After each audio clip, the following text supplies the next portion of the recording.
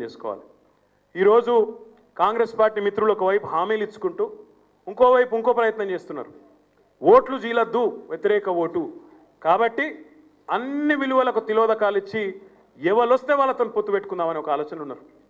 ఏం చేస్తున్నారు వాళ్ళు దానికోసం? ఎన్టీ రామారావు గారు 82లో తెలుగుదేశం పార్టీని స్థాపించినారు। స్థాపించినప్పుడు ఏం చెప్పిండు ఎన్టీ రామారావు గారు? కాంగ్రెస్ ముక్తు భారత్ అంటుండి ఎవరు? నరేంద్ర మోడీ। ఎన్టీ రామారావు గారు ఈరోజు కాదు 82లో చెప్పిండు ఆయన ఏమన్నాడు? కాంగ్రెస్ పార్టీని బంగాళాఖాతంలో కలిపేతందుకే నేను తెలుగుదేశం పార్టీ అనే పార్టీని పెడుతున్నా। ఈ పార్టీ కాంగ్రెస్ పార్టీ ఈ దేశానికి పట్టిన శని, ఈ దేశానికి పట్టిన దరిద్రం, దాన్ని తీసుకుపోయి బంగాళాఖాతంలో విలీనం చేయాలని చెప్పి ఆ రోజు చెప్పిండు। ఇక మధ్యలో ఏమైందో మీకు తెలుసు। చంద్రబాబు నాయుడు వచ్చిండు, తెలుగుదేశంలో వచ్చిండు, వచ్చి మొత్తానికి మామగారికే వెనుపోటు ఒడిచి ఆయనను ఖతం చేసి ఆయనతో పదవి ఎత్తుకొని పోయింది కదా మీకు ఎరికే। ఈరోజు ఆఖరికి చంద్రబాబు నాయుడు ఏ స్థాయికి దిగజారిపోయినాడంటే మళ్ళీ ఒక్కసారి ఆనాడు ఎన్టీ రామారావు గారి ఆత్మకు వెనుపోటు పొడవడంతో మాత్రమే ఆయనకు శోభ పెట్టలే, మళ్ళొక్కసారి ఏ తెలుగుదేశం పార్టీనైతే కాంగ్రెస్ను ఖతం చేసేందుకే పెట్టినా అని చెప్పి ఎన్టీ రామారావు గారు చెప్పినారో ఆ కాంగ్రెస్ పార్టీకి ఈరోజు తెలుగుదేశం పార్టీని ఒక తోక పార్టీ చేసేసి 5 సీట్లు 10 సీట్లు 15 సీట్లు అని చెప్పి దేహీ భిక్షాన్ దేహి అనే పరిస్థితికి, అడుక్కదినే పరిస్థితికి కాంగ్రెస్ పార్టీ ముందు చేయి జాపే పరిస్థితి తీసుకొచ్చి ఎన్టీ రామారావు గారి ఆత్మకు కూడా రెండోసారి వెన్నుపోటు పొడిచిన నాయకుడు ఎవరు ఉన్నాడా అంటే చంద్రబాబు నాయుడే। అప్పుడు మొదటి వెన్నుపోటు పదవి కోసం ఈరోజు మళ్ళొక్కసారి తెలంగాణ ప్రజలను వంచడానికి రెండవ వెన్నుపోటు కూడా చంద్రబాబు నాయుడు గారు సక్సెస్ఫుల్గా పొడిచిండు। ఇక కోదండరాం సార్ సంగతి అయితే నేను ప్రత్యేకంగా చెప్పాల్సిన పని లేదు। ఆయన పార్టీ పెట్టిండు, సంతోషం। ఏం చెప్పిండు? పార్టీ పెట్టిన కొత్తలా 119 సీట్లలో పోటీ చేస్తా అన్నాడు। ఇవాళ అదే కోదండరాం సార్ ఎట్లాంటి పరిస్థితికి వచ్చిండో ఒక్కసారి మీరు ఆలోచన చేయాలి। ముష్టి 3 సీట్ల కోసం, ముష్టి 3 సీట్ల కోసం కాంగ్రెస్ పార్టీ చుట్టూ పాపం పొర్రుదండాలు పెట్టే పరిస్థితికి వచ్చిండు కోదండరాం సార్। ఎక్కడ ఉండే కోదండరాం సార్ ఎక్కడికి వచ్చిండో ఒక్కసారి మీరు ఆలోచన చేయాలని కోరుతా ఉన్నాను। పోనీ కలవచ్చు, పొత్తులు పెట్టుకోవచ్చు, రాజకీయాల్లో పొత్తులు తప్పని నేను అన్నా, మనం కూడా పెట్టుకున్నాం, కానీ ఒక ప్రాతిపదిక ఉండాలి। పొత్తు ఎందుకు పెట్టుకుంటున్నాం, ఎవరి కోసం పెట్టుకుంటున్నాం ప్రజలకు చెప్పాలి। 2004లో టీఆర్ఎస్ పార్టీ కాంగ్రెస్తో పొత్తు పెట్టుకున్నది। ఎప్పుడు పెట్టుకున్నది? స్వయంగా సోనియా గాంధీ కాంగ్రెస్ పార్టీ అధ్యక్షురాలు ఢిల్లీ నుంచి దిగివచ్చి కరీంనగర్ గడ్డ మీద నిలబడి आपके मन में जो ख्वाहिश है हमें पता है, अगर राज्य में और दिल्ली में हमारी सरकार बनती है तो हम आपकी ख्वाहिश पूरी करने की हर कोशिश करेंगे। తెలంగాణ ఇస్తా రాజ్యంలో కేంద్రంలో అధికారంలో వస్తే అని చెబితే పొత్తు పెట్టుకున్నాం తప్ప, మన దారికి కాంగ్రెస్ వస్తే పొత్తు పెట్టుకున్నాం తప్ప ఆషామాషిగా పెట్టుకోలేదు, మనం వాళ్ళ దారిలో పోలేదు। సరే వాళ్ళు మోసం చేసినట్టనుక మీకు తెలుసు, చరిత్ర అంతా మీకు తెలుసు। 2009లో తెలుగుదేశంతో పొత్తు పెట్టుకున్నాం। ఎప్పుడు పెట్టుకున్నాం? చంద్రబాబు నాయుడు మెడలు వంచి ఆయన పలిట్ బ్యూరోలో తీర్మానం చేసి అప్పటిదాకా సమైక్యాంధ్ర కావాలన్న చంద్రబాబు నాయుడు టీఆర్ఎస్తో పొత్తు కోసం మేము తెలంగాణకు అనుకూలం అని కేంద్ర ప్రభుత్వానికి లెటర్ ఇస్తే, అధ్యక్షుడిగా పాలిట్ బ్యూరోలో తీర్మానం చేసి లెటర్ ఇస్తే అప్పుడు పొత్తు పెట్టుకున్నాం తప్ప ఆషామాషిగా పెట్టుకోలే। మరి ఈరోజు నేను అడుగుతున్నా, మహాకూటమి అంటున్నారు, అది మహాకూటమి కాదు, తెలంగాణ పాలిట ద్రోహ కూటమి। ఎందుకు పెట్టుకుంటున్నారు మీరు పొత్తు? ఏ ప్రాతిపదికన పెట్టుకుంటున్నారో చెప్పాలి। ఏ ప్రాతిపదిక కుదిరింది మీకు పొత్తు? నేను మొన్న చెప్పిండు కోదండరాం సార్, తెలంగాణ అమరుల ఆకాంక్షలే ప్రధాన ఎజెండాగా పొత్తు పెట్టుకుంటుండట। మీరు ఆలోచన చేయాలని చెప్పి నేను కోరుతా ఉన్నా। కరీంనగర్ చైతన్యవంతమైన గడ్డ, టీఆర్ఎస్ పార్టీకి జన్మనిచ్చిన పునర్జన్మనిచ్చిన మీ కరీంనగర్ ప్రజలకే ఆ ఖ్యాతి ఎప్పటికి కూడా దక్కుతుంది।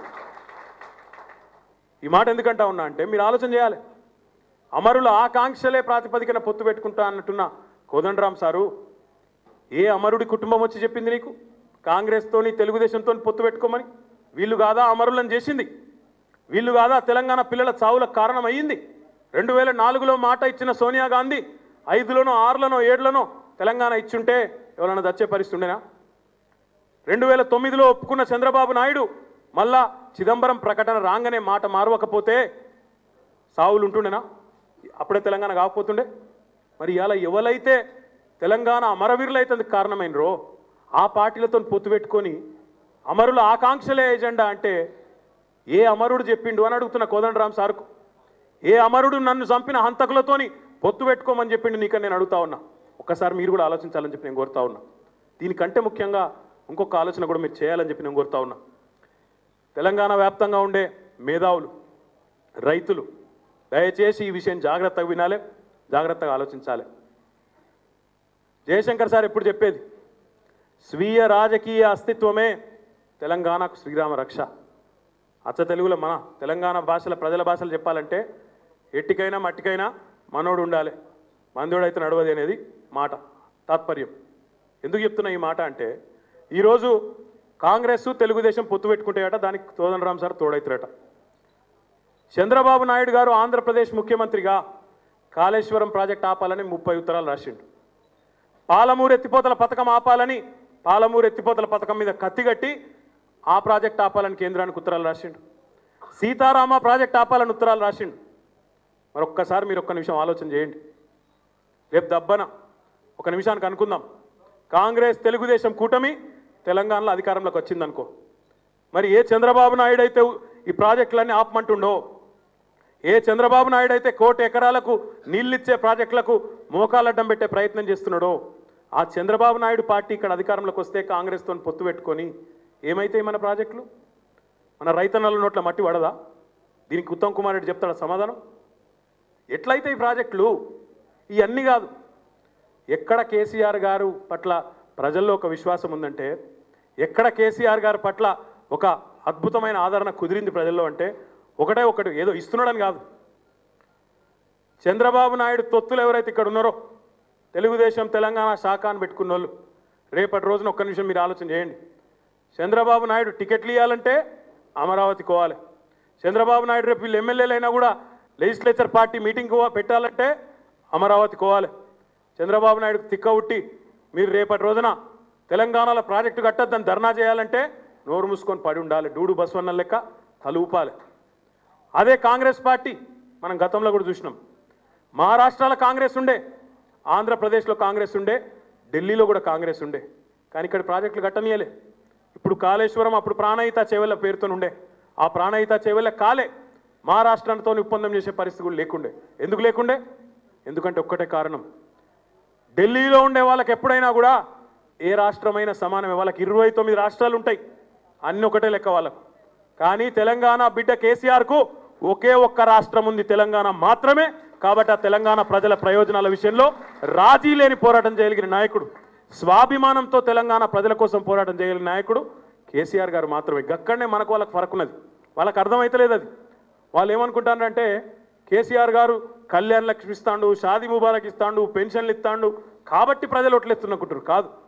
ఎందుకు ఓట్లేస్తారంటే ఆయన అమరావతి దాసుడు కాదు, ఢిల్లీకి గులాం కాదు, తెలంగాణ ప్రజలకు సలాం కొట్టి తెలంగాణ ప్రజలతో పనిచేసే నాయకుడు కాబట్టే కేసీఆర్ గారికి ఆదరణ తప్ప ఇంకోటి కాదు. ఈరోజు మన ముందు తెలంగాణ ప్రజల ముందు, తెలంగాణ మేధావుల ముందు, తెలంగాణ రైతుల ముందు ఒక స్పష్టమైన ప్రశ్న ఉన్నది. ఆ ప్రశ్న ఏంటి అంటే, 67 ఏళ్ళు కరెంట్ ఇవ్వకుండా కాల్చుక తిన్న రాబందులు కావాలన్నా రైతులకు, లేదా రైతులకు ఆత్మబంధువై బ్రహ్మాండంగా దేశంలో కాదు ప్రపంచంలో ఎవరు చేయని విధంగా అటు ఖరీఫ్కు ఇటు రబీకి 4,000 రూపాయల చొప్పున రైతులకు పెట్టుబడి ఇస్తున్న రైతు బంధు ముఖ్యమంత్రి కావాలని ఆలోచించవలసిన అవసరం ఉన్నది. తెలంగాణకు 67 ఏళ్ళు కనీసం తాగునీరు ఇవ్వకుండా సతాయించిన 2 పార్టీలు ఒకవైపు, ఫ్లోరోసిస్ను తెచ్చిన 2 పార్టీలు ఒకవైపు, ఈరోజు మిషన్ భగీరథతో ఇంటింటికి నల్లా తిప్పితే అందులో వచ్చే ప్రతి నీటి చుక్కలో కనబడే కేసీఆర్ గారు ఇంకొక వైపు ఉన్నారు. ఇవన్నీ కాదు, మన కాంగ్రెస్ల కథ తెలియదా? కాంగ్రెస్లో ఈ నిమిషానికి కూడా 10-12 మంది ముఖ్యమంత్రులు ఉన్నారు. మన జిల్లాకి వెళ్ళి జీవన్ రెడ్డి గారు ఒక ముఖ్యమంత్రి, శ్రీధర్ బాబు ఒక ముఖ్యమంత్రి, ఇటు పక్కకు వస్తే డీకేఆర్ను ఒక ముఖ్యమంత్రి, ఉత్తమ్ కుమార్ రెడ్డి, జానారెడ్డి, అటు పోతే రేవంత్ రెడ్డి, ఇటు వస్తే జైపాల్ రెడ్డి, మొత్తం ఒక 10-12 మంది, ఇటు దామోదర్ రాజనరసింహ, అటు పోతే బట్టి విక్రమార్క, 10-12 మంది. షబ్బీర్ అలీ సాబ్ కూడా ఉన్నాడు, మర్చిపోయినా నేను. 10-12 మంది ఉన్నారు. చిన్నపిల్లలు ఆడతారు చూడ, కోమటిరెడ్డి కూడా ఉన్నాడు లెక్కల. చిన్నపిల్లలు ఆడతారు చూడ మ్యూజికల్ చైర్స్ అని చెప్పి, ఇట్లా ఆడి 7-8 కుర్చీలు వేసి దాని చుట్టూ ఉరుకుతా ఉంటారు. ఇట్లా విజులు ఆపంగానే మళ్ళీ కూర్చోవాలి దప్పుకున్నాం. అటువంటి పరిస్థితి అది ఈరోజు కాంగ్రెస్లో. మనం చూడలేదా వీళ్ళను? 2009 నుంచి 14 వరకు ఎంతమంది ముఖ్యమంత్రులు మారినరు? రాజశేఖర రెడ్డి గారు, రోషయ్య గారు, కిరణ్ కుమార్ రెడ్డి గారు. అది వరకు మళ్ళీ 91 నుంచి 96 వరకు ఎంతమంది మారినరు? మర్రి చెన్నారెడ్డి గారు, విజయభాస్కర్ రెడ్డి గారు, నేదురుమల్లి జనార్దన్ రెడ్డి గారు మళ్ళా అధికారం వస్తే ఏమొస్తుంది? 6 నెలలకు ఒక టప్పా వస్తుంది. 6 నెలలకు ఢిల్లీకి వెళ్ళి ఒక టప్పా వస్తుంది. ఆ టప్పాలకు వెళ్ళి ఒక నాయకుడు ఉసిపెడతాడు, మళ్ళీ ఆయన కూర్చోవాలి. ఇది కాంగ్రెస్ పార్టీ బతుకు. అందుకే తెలంగాణ ప్రజలు ఆలోచించాలి. ఇంత కష్టపడి సాధించుకున్న తెలంగాణలో సీల్డ్ కవర్ సీఎం కావాలన్నా, సింహం లాంటి కేసీఆర్ గారు సీఎం కావాలన్నా ఆలోచించాలని చెప్పి నేను కోరుతా ఉన్నా.